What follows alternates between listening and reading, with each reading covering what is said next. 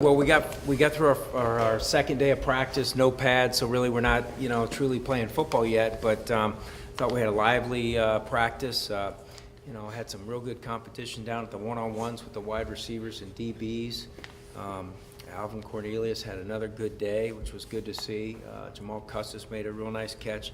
Thought the corners probably won the whole period, which was good to see.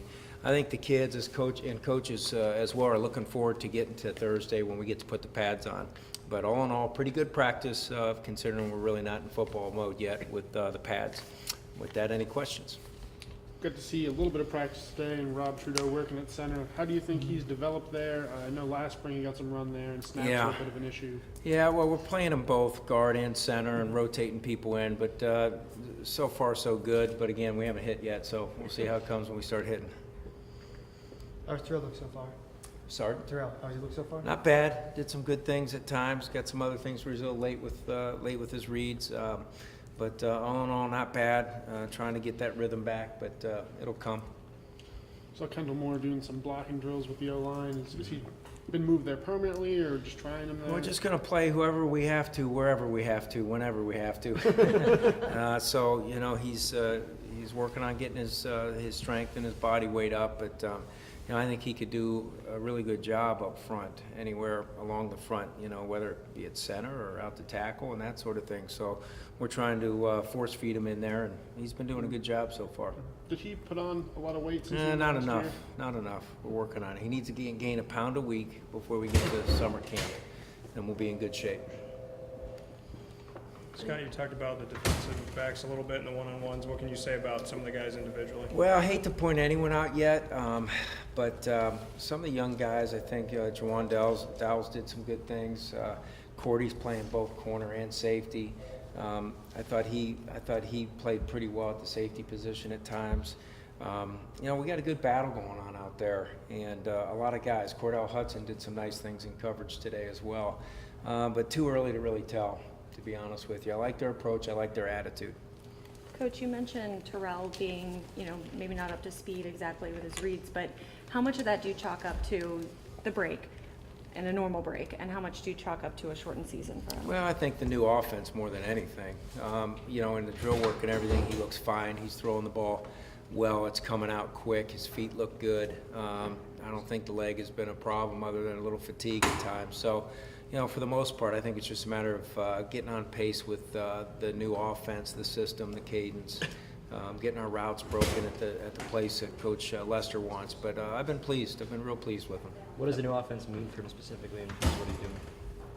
Well, I think we'll show you that when we get to, Rhode Island. Yeah. But there's still a lot of similar things that we're doing. There's a lot of things that'll be new, I think it'll accentuate some of his strengths. I think it gives our kids flexibility to be playing multiple positions or multiple placements at the same position, which will be unique. But only time will tell. But it's been a good start for the first 2 days. Have you filled Skarnecki's position yet? No, it's still in the process there. You're thinking out-of-house or in-house for that? It's a pretty important We're going to hire the best guy available. We got some great candidates.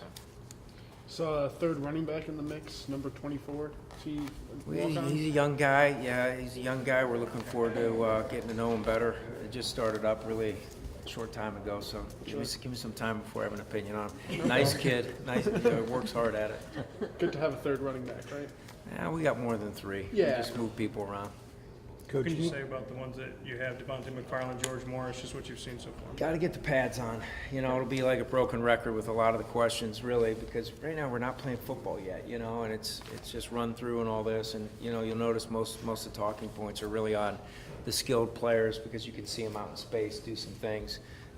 Irvin Phillips caught a really nice corner route in one-on-ones today. I don't know if he's ever run a corner route. I think last year we played around with it, but he looked good on those things. It'll be interesting to see how things start to pan out now we put the pads on.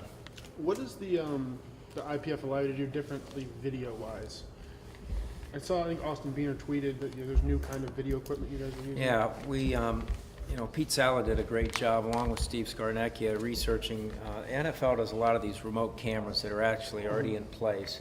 So you don't have to get up on the lifts and you don't have to have building structures, especially in the indoor.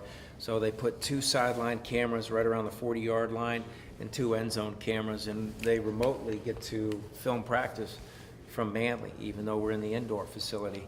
And, you know, all you young guys and gals are really good with the video games, and so are they. So I think they're happy because they don't have to walk through the cold snow to get to practice. It'll be interesting to see, you know, how things kind of come to fruition with what we end up doing the next couple years with our outdoor equipment. But it's something that the NFL has been doing for quite a few years now with this remote camera system.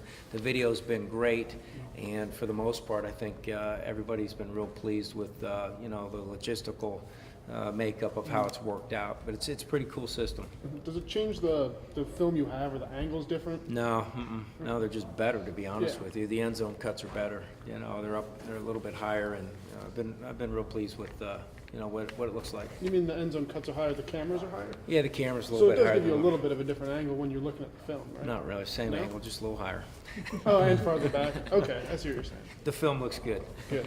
Coach, can you kind of give us an idea of the difference between spring practices and maybe when you're in season, and as far as you get more time with kind of the young guys or the guys who don't have that game experience? Yeah, you know, unfortunately last year we had to play a lot of young guys due to some of the injuries we had, but spring ball is a time that you can space out your practices. You're not preparing for a game situation, so your kids are having an opportunity to learn in a progression without really getting shoved into game weeks 10 days away, 8 days away, 6 days away. So it's, you know, you have a day off. You get to heal up a little bit. You get to, you know, look at the film once or twice rather than, you know, just in one meeting. Kids can come up on their own and get a lot of, you know, self-coaching and grab the coach one-on-one. Whereas in season, you know, you don't have that kind of time, you know, even preseason camp. Because, you know, you're pushing to get to the game plan. Right now, we're not game planning against anybody. We're just running the offense, running the defense, playing a lot of base football, and trying to improve upon the techniques. Gives you a chance to really work your progression, look at your progression as a coach, and say, what can I do better when I get to Thursday's practice? Knowing you have that time to look at it again, get feedback from each other as well as the players. So I think there's a little bit of patience that you get to work with in spring as compared to once you get into the fall season. Given the fact that you do have a quarterback returning with a fairly significant injury, how much of a factor was that when you were making your offensive playbook? Going into spring, none at all. You know, we factor in the position and the qualities that we're looking for in each player, and really no factor at all. That, Biggest challenge you have, and biggest players, challenge the players have for the spring? just to learn how to continue to work at a high level. We lost some good, you know, some good football players that had a lot of experience. I look at some of those defensive kids that are playing right now, and you know, there's a lot of newbies running around. I think that there's some athleticism and the skill sets will be good, but learning how to work on a consistent basis from day to day, learning how to play within yourself, learning how to control your emotions will probably be some of the things that are most important for me to see out of those guys. Consistency is probably the key word there. Any injuries? No, nothing today. I mean, I got to go see the injury report. You know, Taylor Hindy might have had an elbow or something. You know, so really nothing new there. The one is Marcus Coleman. You know, unfortunately, he tried to get going and everything. He's had foot injuries, both sides, and it's been chronic, and it looks like he's probably going to get disqualified to play. So really a sad state because he's such a great kid. He embodies what student athlete is. He's been a very good student here, and he's worked his tail off to try to, you know, to get on the field more and more. But Marcus Coleman, it's not looking good for him. That's for his career, right? Yeah, so, yeah. Coach, how else does the indoor practice facility work to your advantage now that you've gotten a chance to use it a little bit? Well, it just gives you the opportunity to have a full-scale practice without worrying about running into the walls, to be quite honest with you, without worrying about where you have to move your drills. You know, it's still, you know, a singular football field, so it's the exact same footprint as the indoor, as I should say the dome. So for our kids, the spacing and the feel of it's good, but really it's just giving us the luxury to start practice earlier in the year, which will help us heal up.